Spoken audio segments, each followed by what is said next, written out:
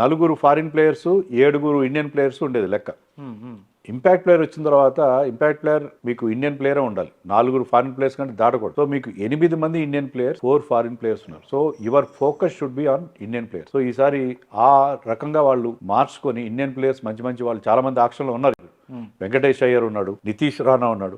Batting విషయానికి వస్తే, bowling విషయంలో మహమ్మద్ షమి, సిరాజ్తో పాటు మీకు ప్రసిద్ధ్ కృష్ణ లాంటి బౌలర్స్, లోకల్ మ్యాన్. సో వీళ్ళందరినీ తీసుకుంటే ఏమవుతుందంటే ఇండియన్ కోర్ స్ట్రాంగ్గా ఉంటే మీరు కప్ గెలవడానికి, ఈసారి కప్ నమ్దే అనేది నిజం చేసుకోవడానికి ఈసారి వీలవుతుంది. ఐ థింక్ ఆ విషయంలో వాళ్ళు కాన్సన్ట్రేట్ చేయాలి. బిగ్ నేమ్స్ కాకుండా అంటే ప్రూవెన్ పర్ఫార్మర్స్ ఎవరైతే ఉంటారో, బికాజ్ వాళ్ళ దగ్గర అమౌంట్ ఉంది, they can go for the best players.